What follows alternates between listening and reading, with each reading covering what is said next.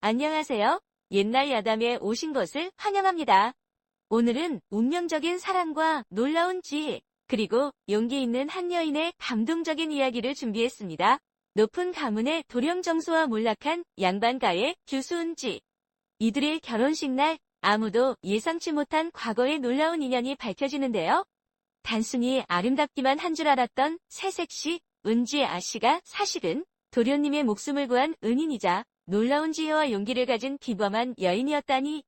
그리고 시어머니의 목숨을 건 기적 같은 치유법까지 선보인다고 합니다. 과연 이들의 앞날은 어떻게 펼쳐질까요?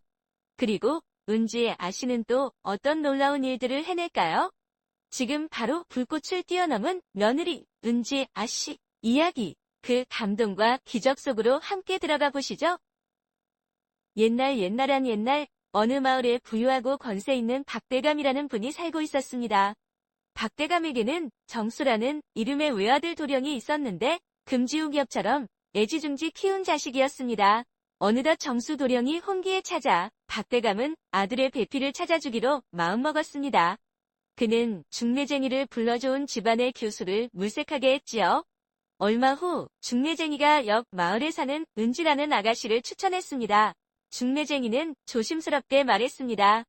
대감, 은지 아가씨는 마음씨가 곱고 행실이 바르며 나무랄 데 없이 현숙합니다만 한 가지 딱한 사정이 있습니다. 본래 그 집안은 대대로 명망 높던 양반 가문이었으나 몇 해 전 억울하게 영모 사건에 휘말리는 바람에 가문이 풍비박산나고 모든 재산과 신분을 몰수당한 채 지금은 겨우 명맥만 유지하며 어렵게 살아가고 있다 합니다. 이야기를 들은 박대감은 잠시 생각에 잠겼다가 이내 고개를 끄덕였습니다. 그는 본래 재물이나 가문의 몰락보다는 사람의 됨됨이를 중시하는 분이었습니다. 사정은 딱하게 되었으나 사람이 좋으면 된 것 아니겠는가. 진정한 미덕은 어려울 때 더욱 빛나는 법이지. 가세가 기울었다고 사람까지 변하는 것은 아닐 터. 나는 며느리가 심성이 바르고 착하면 그것으로 족하네. 박대감은 그리 말하며 혼사를 흔쾌히 승낙했습니다. 은지 아가씨네 집안 형편이 어려운 것을 고려하여 혼례는 신랑 집에서 모든 것을 준비하여 치르는 고려 풍습에 따라 진행하기로 결정되었습니다. 마침내 혼례 날이 밝았습니다. 온 집안이 잔치 준비로 분주한 가운데 신랑 정수 도령과 신부 은지 아가씨는 처음으로 예를 갖춰 정식으로 마주하게 되었습니다. 그런데 서로의 얼굴을 확인한 순간 정수 도령과 은지 아가씨는 둘 다 깜짝 놀라 눈을 크게 뜨고 말았습니다. 정수 도령은 눈앞의 신부가 바로 몇 년 전 자신의 목숨을 구해준 이름 모를 은희님을 단번에 알아보았던 것입니다.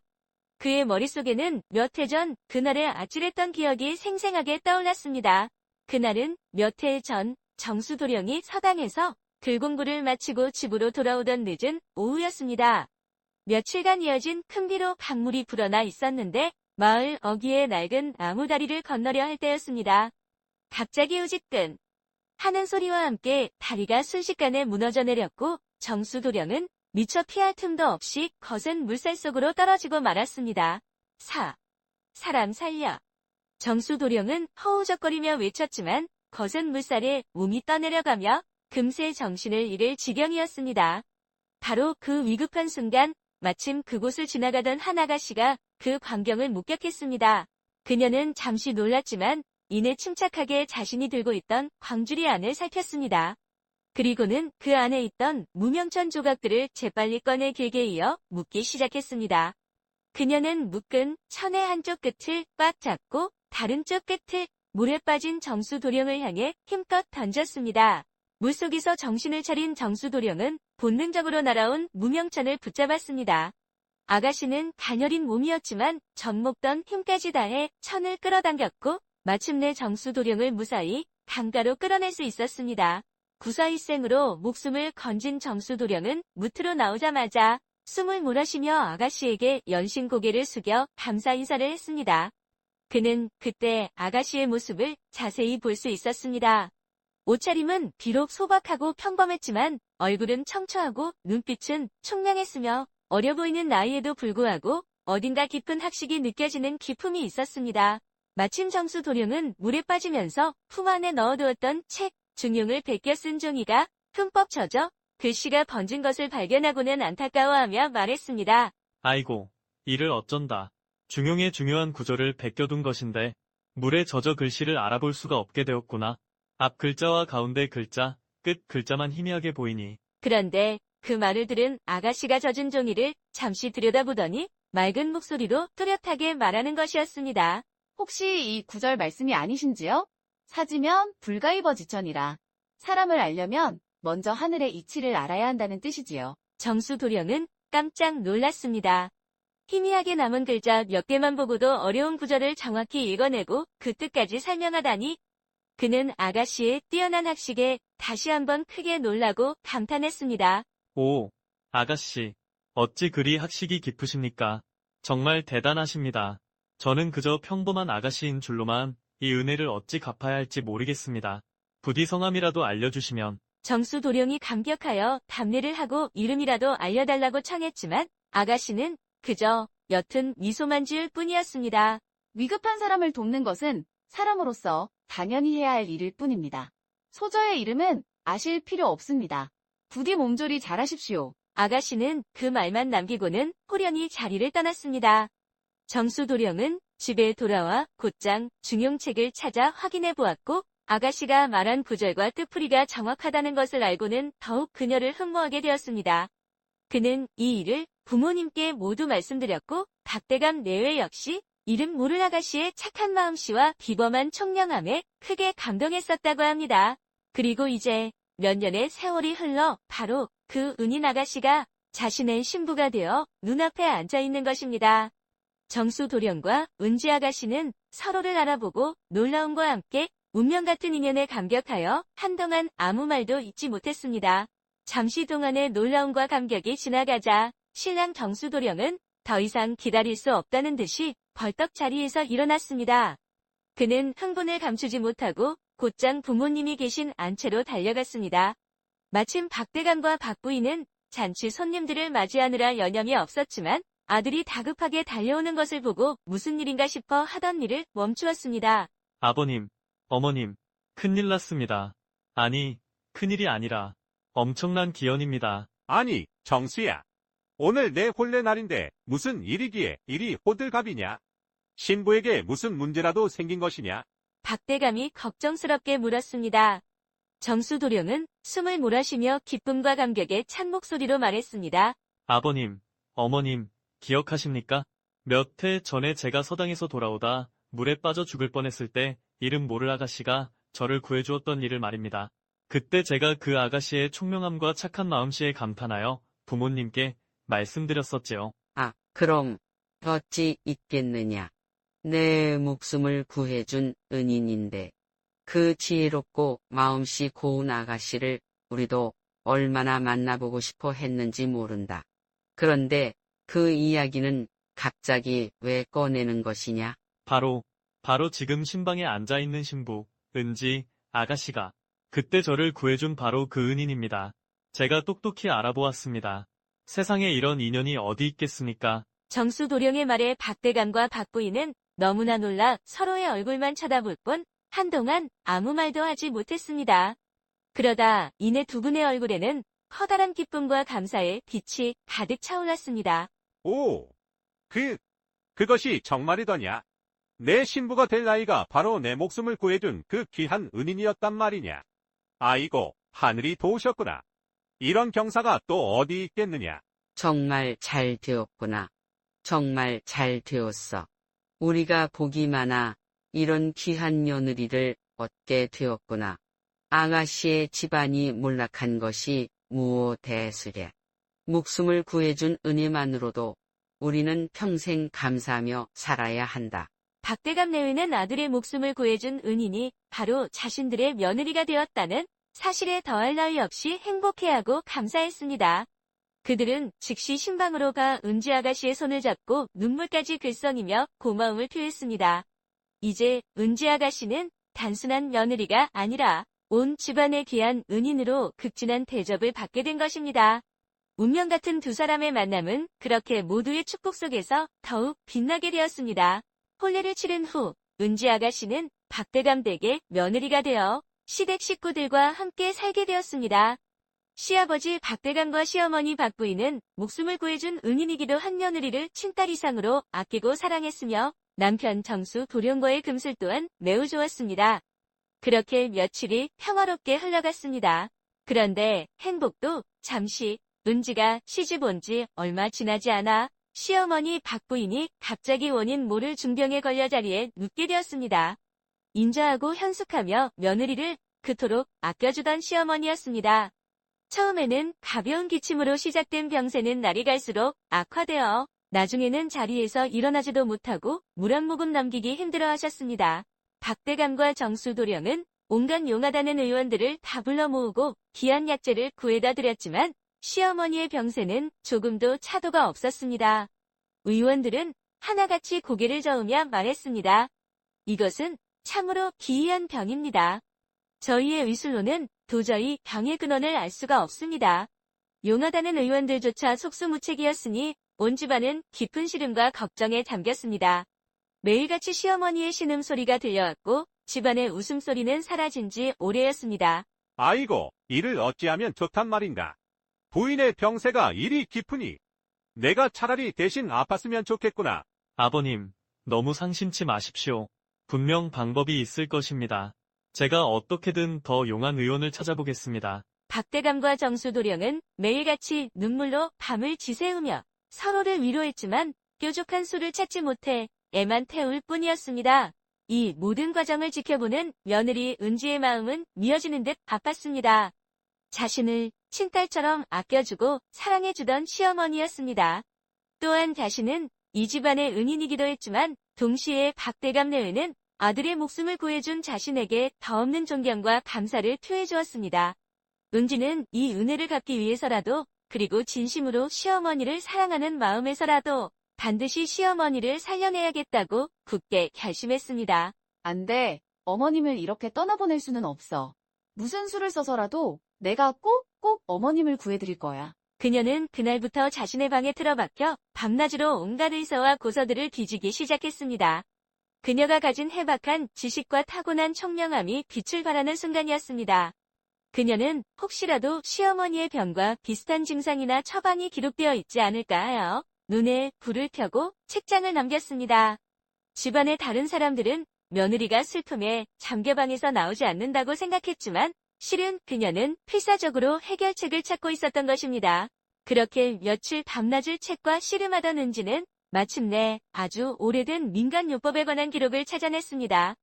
그 책에는 원인을 알 수 없는 기이한 병을 치료하는 아주 영험하면서도 매우 위험하고 독특한 방법이 적혀 있었습니다. 그것은 바로 환자가 직접 큰 화로의 핀 숯불 위를 9번 뛰어넘어야 한다는 것이었습니다. 그것도 매일 해가 가장 높이 뜨는 정오에 맞추어 하루도 거르지 않고 꼬박 1회 동안 실행해야만 효험이 있다는 것이었습니다. 만약 이 방법을 올바르게 그리고 빠짐없이 해낸다면 어떤 기이한 병마라도 물리칠 수 있다고 적혀 있었습니다. 은지는 그 내용을 읽고 잠시 숨을 죽였습니다. 화로불 위를 9번이나 뛰어넘으라고? 그것도 위독하신 어머님께서 직접? 너무나 위험하고 믿기 어려운 방법이었습니다. 하지만 다른 방법이 없는 상황에서 그녀는 이 마지막 희망에 기댈 수밖에 없다고 생각했습니다. 너무 위험하지만 지금은 이거 외에는 방법이 없어. 지푸라기라도 잡는 심정으로 해보는 수밖에. 반드시 성공해야 해. 은지는 굳은 결심을 하고 책을 덮었습니다. 그녀는 이 위험천만한 방법을 실행하기 위해 조심스럽게 준비를 시작했습니다. 마침내 기이한 비방을 찾아낸 은지는 떨리는 마음으로 책을 들고 시아버지 박대감과 남편 정수도령을 찾아갔습니다. 그녀는 두 사람에게 자신이 밤새 찾아낸 고서의 내용을 설명하기 시작했습니다. 정오에 화로불 위를 9번 뛰어넘는 것을 1일 동안 계속해야 한다는 믿기 어려운 치병법에 대한 이야기였습니다. 은지의 설명을 들은 박대감과 정수도령은 너무나 황당하여 입을 다물지 못했습니다. 두 사람의 얼굴에는 놀라움과 함께 깊은 의심의 빛이 역력했습니다. 뭐라? 바로 불 위를 9번이나 뛰어넘어야 한다고. 그것도 지금 당장 숨이 넘어갈 듯 위독한 내 시어미에게 말이다. 아가, 내가 지금 제정신으로 하는 말이냐? 그것이 어디 사람이 할 짓이냐? 부인, 정말 그 책에 글이 쓰여 있단 말이오. 어머님께서는 지금 자리에서 일어나 앉으시는 것조차 힘겨워하시는데 어찌 그 뜨거운 불 위를 9번이나 뛰어넘으실 수 있겠소? 이는 병을 낫게 하기는커녕 오히려 목숨을 재촉하는 일이 될 것이오. 너무 위험한 방법이오. 박대감과 정수도령은 고개를 세차게 저으며 반신반의하는 기색이 역력했습니다. 그들이 보기에는 너무나 허무맹랑하고 위험천만한 방법이었기 때문입니다. 사랑하는 아내이자 어머니를 그런 위험에 빠뜨릴 수는 없는 노릇이었지요. 하지만 은지는 흔들리지 않았습니다. 그녀는 두 사람 앞에 무릎을 꿇고 앉아 눈물로 간절히 호소하기 시작했습니다. 아버님, 서방님, 저도 이 방법이 얼마나 위험한지 잘 알고 있습니다. 하지만 지금 어머님의 병세는 백약이 무효하고 용하다는 의원들조차 모두 포기하지 않았습니까? 이대로 손 놓고 앉아 어머님께서 돌아가시는 것을 지켜볼 수만은 없습니다. 은지의 목소리는 간절함으로 떨리고 있었습니다. 그녀는 눈물을 닦고 다시 말을 이었습니다. 제가 찾아낸 이 고서는 아주 오래전부터 내려오는 비방이 적힌 책이라 합니다. 미신처럼 들릴지 모르나 때로는 현대 의술로 풀지 못하는 병을 이런 옛 방법으로 고쳤다는 이야기도 있지 않습니까? 지금 우리에게 남은 마지막 희망일지도 모릅니다. 부디 한 번만이라도 시도해 볼 수 있도록 허락해 주십시오. 허나 아가, 내 시어미의 몸 상태로는 불가능하다. 잘못하다가는 정말 큰일이 날 수 있다. 아버님, 제가 있지 않습니까? 제가 곁에서 어머님을 부축하고 도우면 됩니다. 그리고 만약 무슨 일이 생긴다면 그 모든 책임은 제가 지겠습니다. 아니, 제가 어머님 대신 저 불 위를 뛰어넘으라면 넘겠습니다. 제발 어머님을 살릴 수 있는 마지막 기회를 외면하지 말아 주십시오. 은지는 시어머니를 향한 깊은 효심과 사랑, 그리고 은혜를 갖고자 하는 마음으로 자신의 모든 것을 걸고 간청했습니다. 그녀의 눈빛은 흔들림 없이 굳건했고 그 결의는 보는 이의 마음을 움직이기에 충분했습니다. 은지의 간절한 눈물과 흔들림 없는 결의에 박대감과 정수도령은 차마 더 이상 매몰차게 거절할 수가 없었습니다. 눈앞의 며느리는 단순히 철없는 여인이 아니라 한번 마음먹은 것은 반드시 해내고야 마는 강한 의지와 비범한 총명함을 지닌 인물임을 두 사람은 이미 알고 있었기 때문입니다. 정수도령은 몇 해 전 강가에서 자신을 구해주었던 그리고 어려운 경전구절까지 막힘없이 풀어냈던 은지의 모습을 떠올렸습니다. 아버님, 생각해보니 은지 씨는 예전에도 저의 목숨을 구해주지 않았습니까?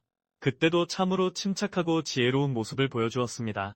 비록 이 방법이 믿기 어렵고 위험천만해 보이지만 어쩌면 정말 은지 씨의 말대로 마지막 희망일지도 모릅니다.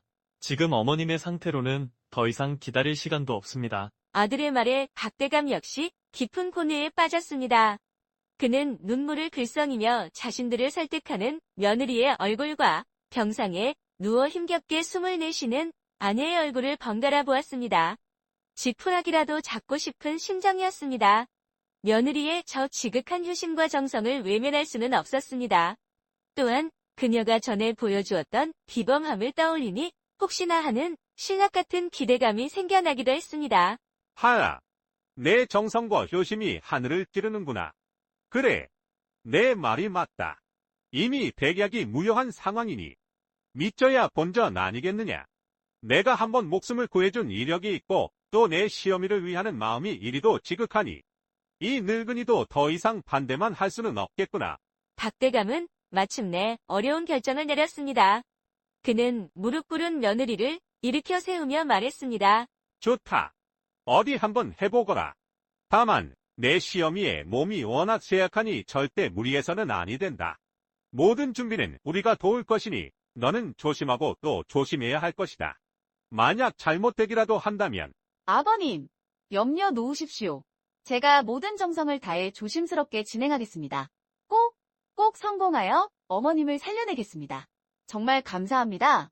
아버님, 서방님. 마침내 허락이 떨어지자 은지의 얼굴에는 안도감과 함께 굳은 결의가 다시 한번 서렸습니다. 박대감과 정수, 도령 또한 불안한 마음을 감추지는 못했지만 이제는 귀한 며느리의 지혜와 정성을 믿고 그녀의 뜻을 따르기로 한 것입니다. 온 가족은 이제 한마음이 되어 위험하지만 마지막 희망이 될지도 모르는 그 기이한 치병법을 준비하기 시작했습니다. 가족들이 뜻을 모으자 은지는 더 이상 지체하지 않았습니다. 그 후 1회 동안 그녀는 거의 잠을 자지 않고 손수의식에 필요한 모든 것을 준비했습니다. 큰 화로를 구해오고 마른 장작을 쌓았으며 고서에 적힌 대로 약효가 있다는 특별한 약초들을 구해와 불에 함께 태울 준비를 마쳤습니다. 모든 과정은 세심하고 정성스러웠습니다. 마침내 첫날 정오가 되자 온 가족은 긴장된 마음으로 마당에 모였습니다. 은지는 남편 정수도령과 집안의 힘센 아인 몇몇과 함께 시어머니 박부인을 조심스럽게 부축하여 활활 타오르는 화로 앞으로 모셨습니다. 박부인은 몸이 극도로 쇠약하고 얼굴은 창백했지만 그녀의 눈에는 강한 희망의 빛과 며느리에 대한 깊은 신뢰가 담겨 있었습니다. 그녀는 며느리의 지극한 효심과 비범한 결의를 헛되이 하고 싶지 않았습니다. 화로불 위를 뛰어넘는 것은 박부인에게는 실로 고통스러운 시련이었습니다. 뜨거운 불길이 얼굴을 스치고 매캐한 연기에 숨이 막힐 지경이었으며 쇠약한 몸은 금방이라도 쓰러질 듯 위태로웠습니다.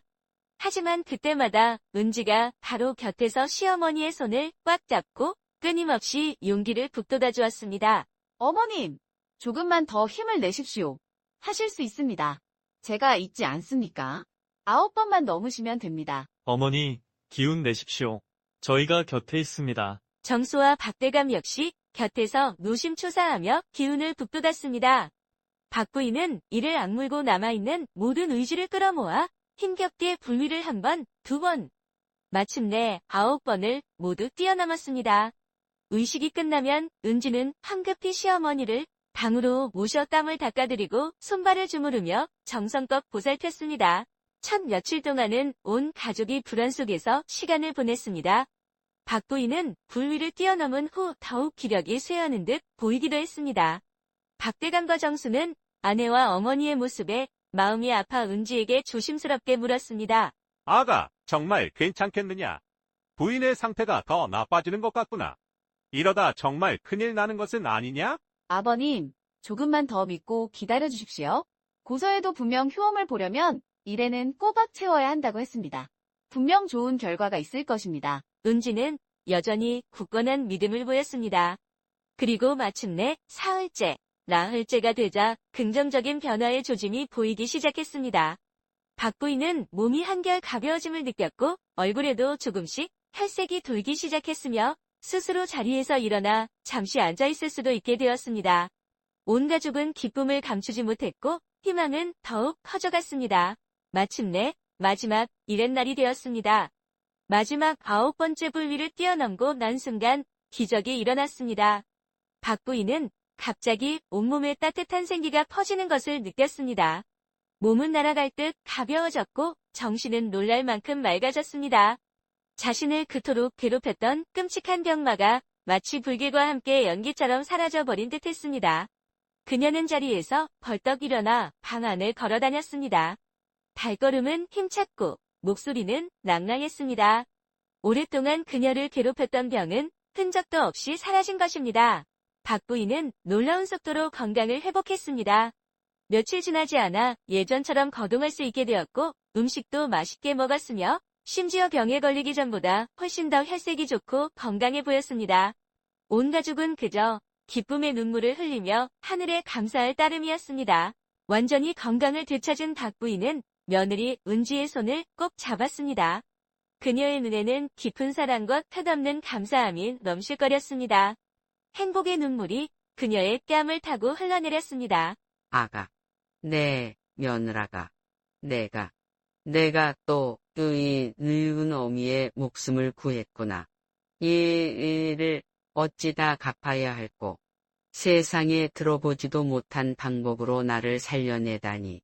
너는 진정 하늘이 우리 집에 내려주신 복덩이다.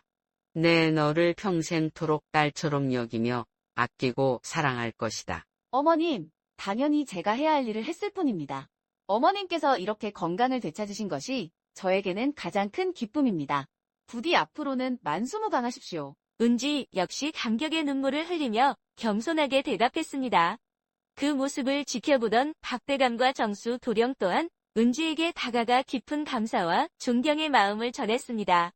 그날 이후로 온 가족은 총명하고 효심 깊으며 용감한 며느리 은지를 더욱 아끼고 사랑하며 존경하게 되었습니다. 시어머니 박부인이 완전히 건강을 되찾은 후 며느리 은지는 더욱 정성을 다해 집안일을 부지런히 돌보았습니다. 그녀의 현명함과 따뜻한 마음씨에 시아버지와 시어머니는 날마다 칭찬을 아끼지 않았고 그녀를 향한 사랑은 더욱 깊어졌습니다. 또한 은지는 남편 정수도령과 학문에 대해 깊은 대화를 나누며 자신이 아는 지식을 나누어 주었고 그가 흔들리지 않고 오직 글공부에만 전념할 수 있도록 곁에서 격려하며 도왔습니다. 아내 은지의 지혜로운 도움과 따뜻한 격려 덕분에 정수도령은 학문에 더욱 매진할 수 있었고 마침내 2년 뒤 치러진 과거 시험에서 당당히 높은 성적으로 급제하는 영광을 안았습니다. 세월은 흘러 아내 은지의 현명한 내조 덕분에 과거에 급제한 정수는 조정에 나아가 큰 관리가 되었습니다. 그는 늘 백성을 생각하는 어진 관리가 되었지요. 그러던 중 정수는 아내 은지의 집안이 본래는 유서 깊은 양반 가문이었으나 오래전 영모 사건에 억울하게 휘말려 가세가 기울고 누명을 쓰게 되었다는 안타까운 사연을 알게 되었습니다. 그는 아내의 친정 가문이 겪었을 고통과 억울함을 생각하며 마음 아파했습니다. 이제 조정에서 힘을 가지게 된 정수는 자신의 권한을 사용하여 아내의 집안 사건 기록을 다시 면밀히 조사하기 시작했습니다. 오랜 노력 끝에 마침내 그는 아내 집안의 누명을 벗겨줄 결정적인 증거를 찾았습니다. 정수는 즉시 임금님께 피눈물로 상소를 올려 가문의 억울함을 호소하고 재심을 청했습니다. 정수의 간절한 상소와 명백한 증거 앞에 임금님께서는 마침내 은진의 친정 가문의 무고함을 인정하셨습니다. 임금님께서는 그동안 몰수했던 재산을 모두 돌려주고 그들의 신분 또한 원래대로 회복시켜주라는 명을 내리셨습니다.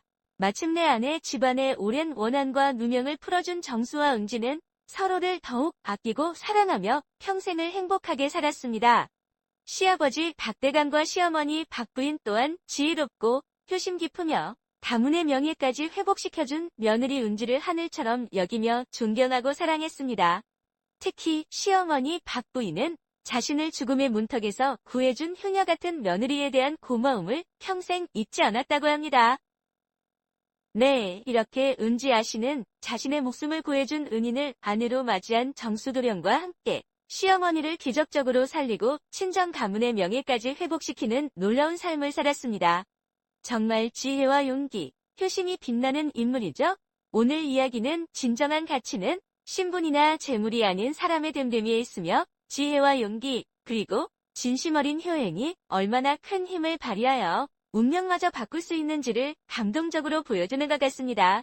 다소 따뜻한 이야기가 마음에 드셨다면 좋아요와 구독으로 저희 채널에 큰 응원 부탁드립니다. 다음에도 아름답고 감동적인 옛 이야기로 여러분을 찾아뵙겠습니다. 시청해주셔서 감사합니다.